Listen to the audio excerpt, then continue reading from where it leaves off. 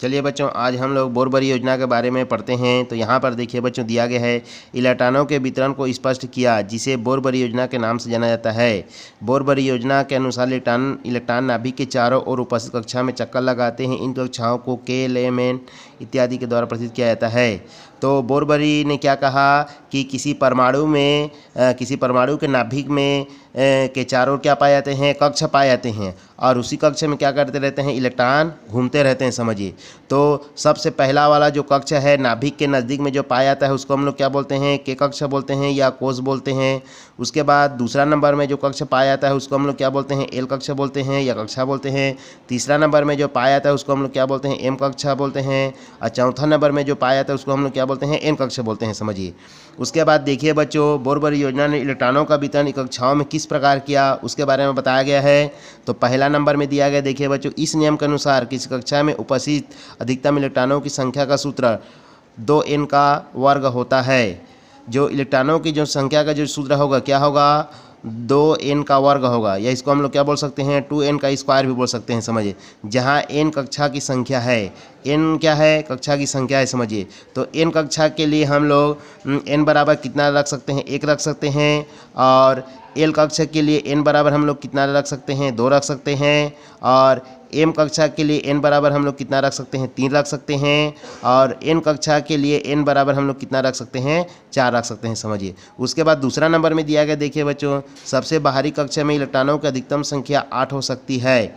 जैसे कि के कक्षा को छोड़ के और 3 प्रकार का जो कक्ष है एल एम एन, इसमें इलेक्ट्रॉनों की अधिकतम संख्या हम लोग कितना रख सकते हैं, 8 रख सकते हैं। समझिए, के कक्षा को छोड़कर। समझिए, और उसके बाद तीसरा नंबर में दिया गया, देखिए बच्चों, किसी परमाणु की दी गई कक्षा में इलेक्ट्रॉन तब तक स्थान नहीं लेते हैं जब तक कि उससे पहली वाली भीतरी कक्षा पूर्ण रूप से भर नहीं जाती। इससे स्पष्ट होता है कक्षाएं क्रमानुसार होती है।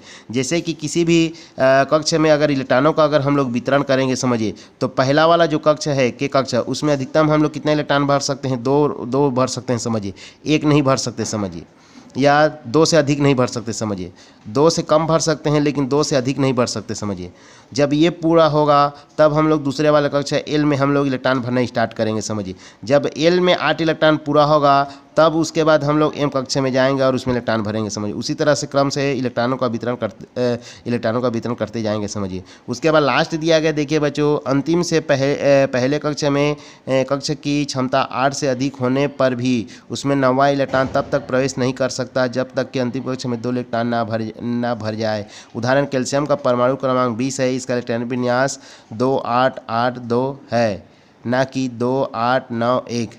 इसका कहने का ये मतलब है कि पहला वाला जो कक्ष है, समझिए, पहला वाला कक्ष उसमें हम लोग कितने इलेक्ट्रॉन भर सकते हैं, 2 इलेक्ट्रॉन। समझिए, और दूसरा वाला जो कक्ष है एल, उसमें कितना भर सकते हैं, 8 भर सकते हैं। समझिए, उसके बाद तीसरा वाला जो कक्ष है एम कक्ष, उसमें भी हम लोग कितना भर सकते हैं, 8 इलेक्ट्रॉन। उसके बाद लास्ट वाला जो कक्ष है एन, उसमें कितना भर सकते हैं हम लोग, 2 इलेक्ट्रॉन। लेकिन यहाँ पर दिया गया, देखिए बच्चों, पहला वाला में तो 2 भर सकते हैं के कक्ष में, लेकिन दूसरा वाला जो कक्ष है एल, उसमें हम लोग कितना भर सकते हैं, 8 भर सकते हैं। समझिए, लेकिन जो तीसरा वाला जो कक्ष है एम कक्ष, उसमें हम लोग कितना भर सकते हैं, 8 भर सकते हैं। लेकिन एक कितना दिया गया है, समझिए, 9, तो 9 नहीं भर सकते। समझिए, कितना भर सकते हैं, उसमें 8 भर सकते हैं। समझिए, और लास्ट वाले में कितना भर सकते हैं, 2 इलेक्ट्रॉन। इसीलिए इसमें से 1 इलेक्ट्रॉन को इधर कर दिए हैं, तो कितना हो गया है, ये 2 हो गया। समझिए, उसी तरह से बाकी को आप लोग घर में बढ़िया से अध्ययन करेंगे बच्चों। धन्यवाद।